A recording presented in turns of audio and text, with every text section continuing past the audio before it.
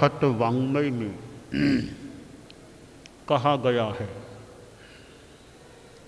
पंचाशव परिन्नाया तिगुत्ता छसु संजया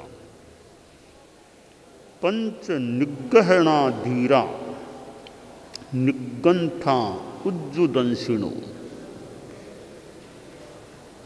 आदमी के द्वारा कभी कभी गलती हो सकती है। जो सामान्य आदमी है,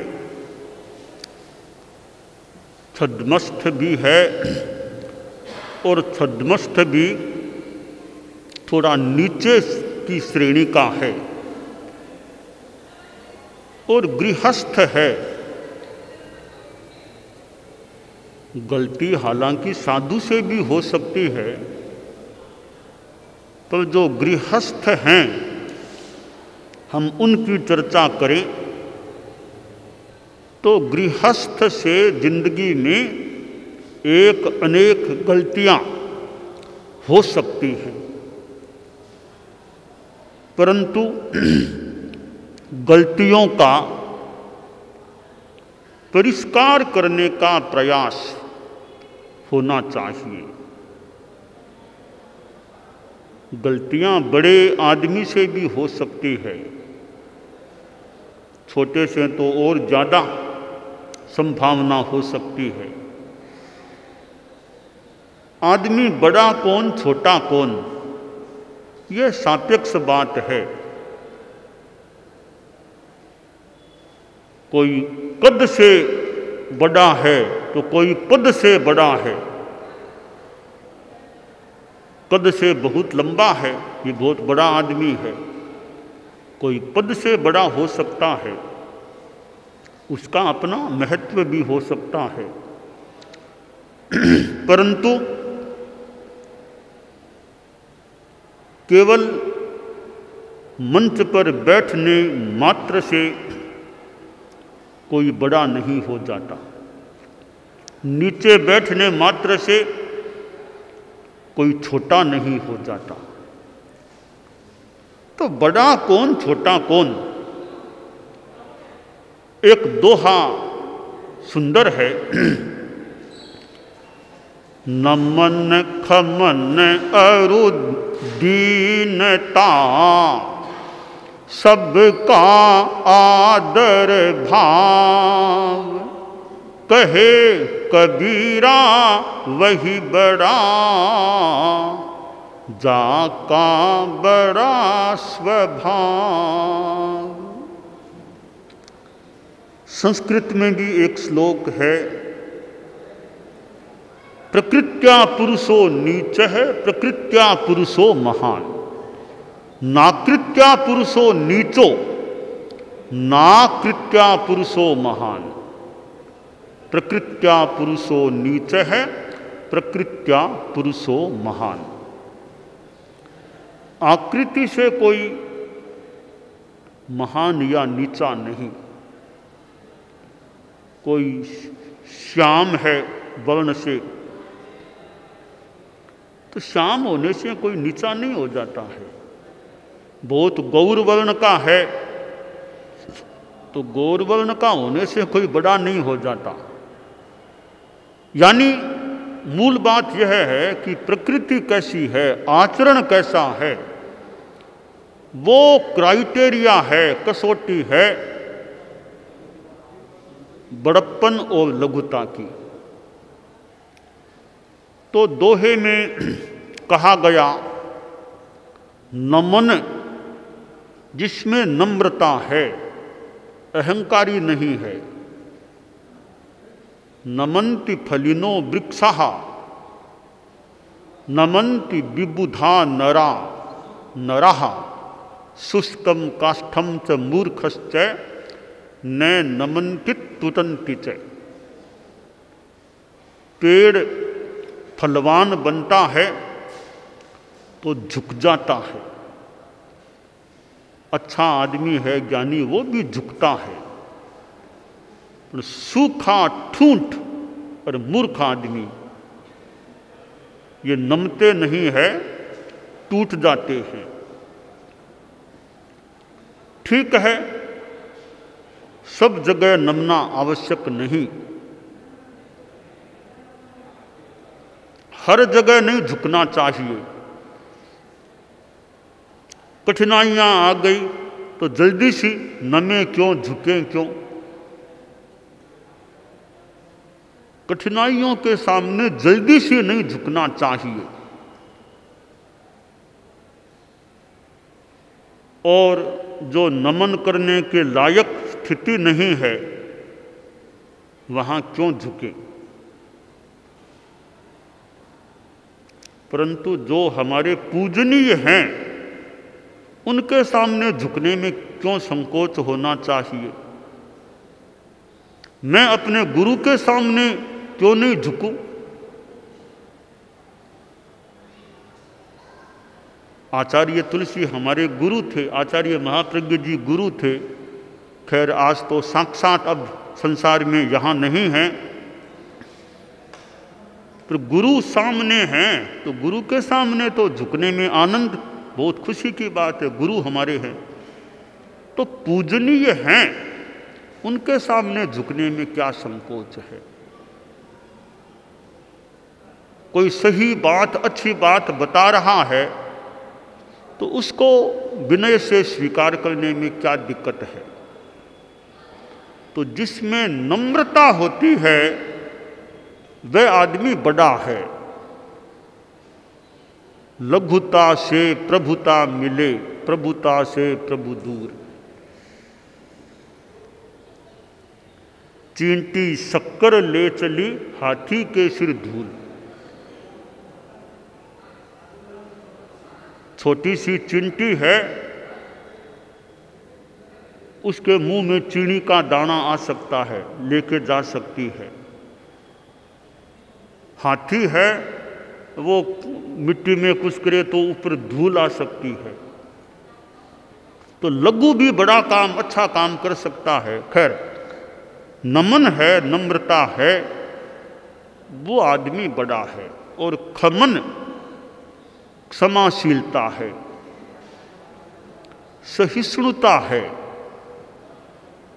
आदमी सहन कर लेता है। कम खाना, गम खाना और नम जाना। कम खाए, आज ज़्यादा न खाए, गम खाए, सहन कर ले, नम जाए, नमने के स्थान पर नम जाए, अच्छा आदमी है।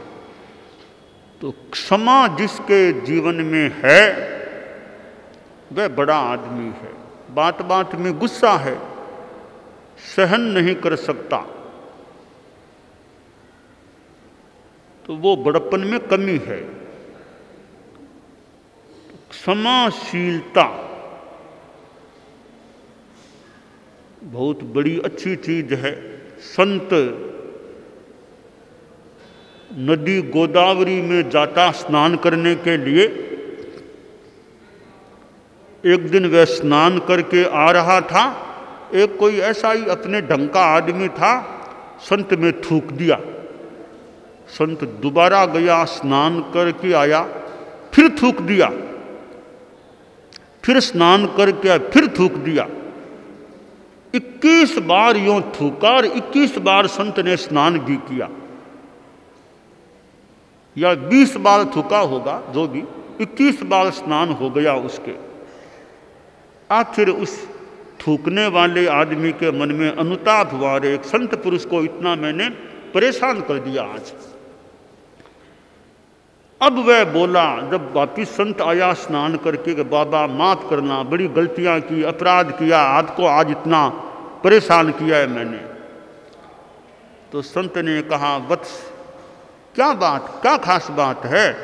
आज तुमने जो किया, मुझे 21 बार माँ गोदावरी में स्नान करने का मौका मिल गया।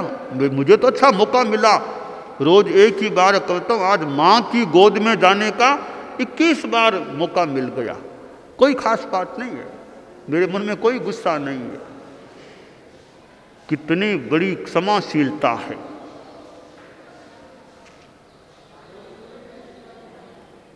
वो भाई गन्ना लाने के लिए गया था, बहुत सारे गन्ने खेत से लेकर आया। रास्ते में कई बच्चे मिल गए, अंकल जी गन्ना हमको दो, अंकल जी गन्ना हमको दो। तो मांग रहे थे, वो युवक था, गन्ना एक एक आधा आधा दे रहा था, बच्चों को दे रहा था। आखिर वह घर पहुंचा तब एक ही गन्ना उसके पास बचा।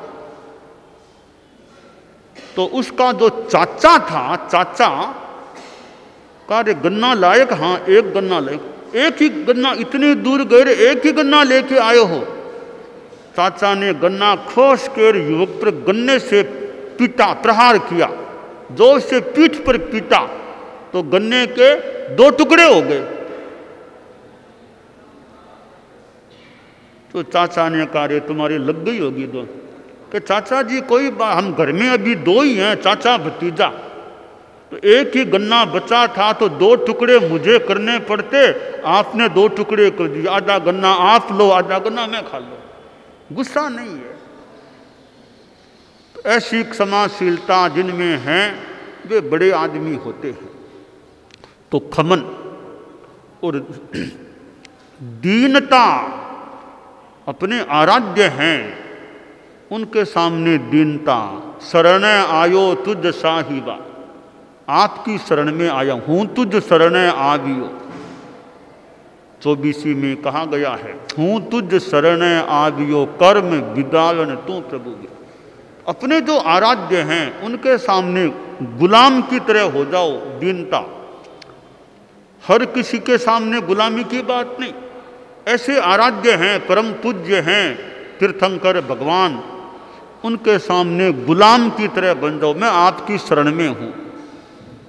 या अध्यात्म के सामने दीनता, मैं अध्यात्म की शरण में हूं। तो ऐसी भक्ति है, प्रभु के प्रति भक्ति है, वास्तविक भक्ति है। भक्ति भी वास्तविक है यानी वो एक बात है। एक उदाहरण आता है, एक गांव में एक शिव का मंदिर था, शिव का मंदिर। लोग जाते, पूजा भक्ति करते। एक भील जाति का लड़का था, वो भी रोज मंदिर में जाता। उसका क्या तरीका था, वो घर से चलता, मुंह में पानी लेकर के जाता।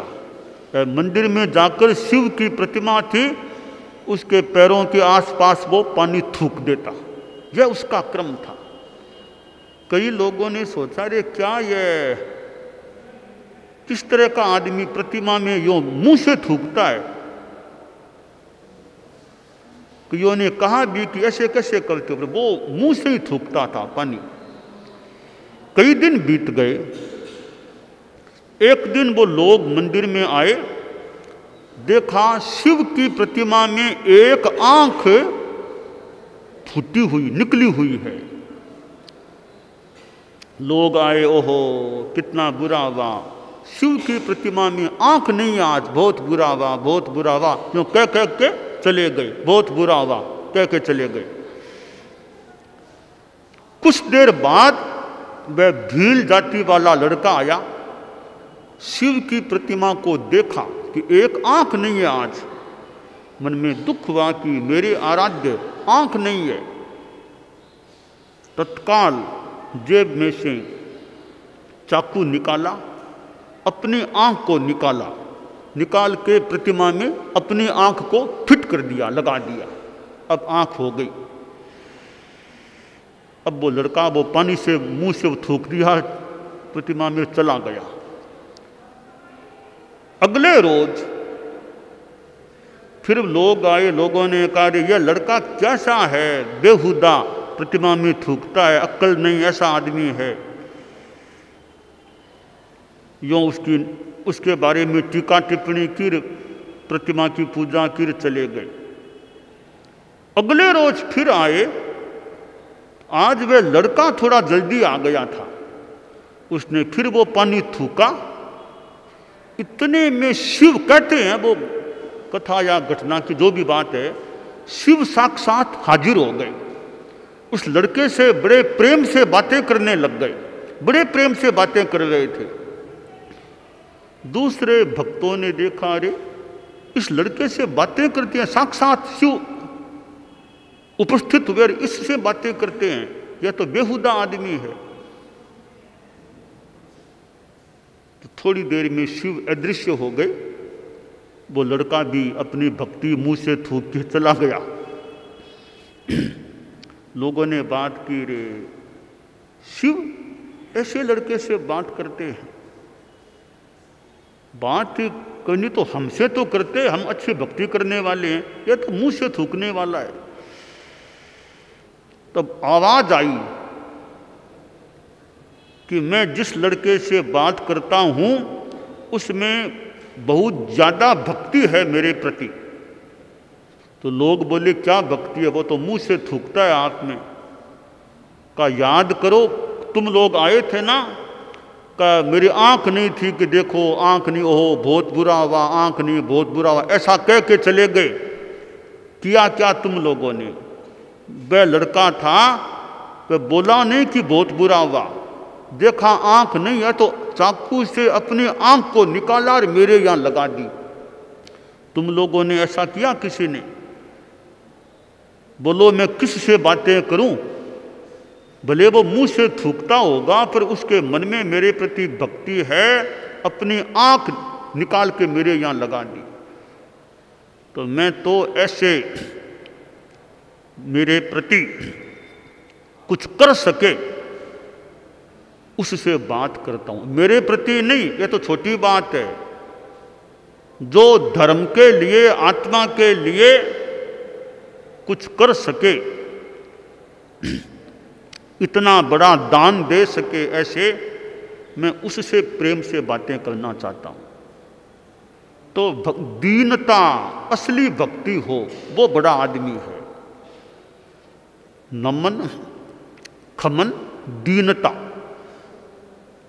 चौथी बात है सबका आदर भाव, किसी का बुरा नहीं करना, दुर्भावना नहीं, आदर भाव। हम लोग सद्भावना की बात कहते हैं, सबका आदर भाव। अब सारांश बता दिया, कहे कबीरा वही बड़ा, जाका बड़ा स्वभाव। बड़ा आदमी वही है, कबीर जी की भाषा में मानो, जिसका स्वभाव बड़ा है।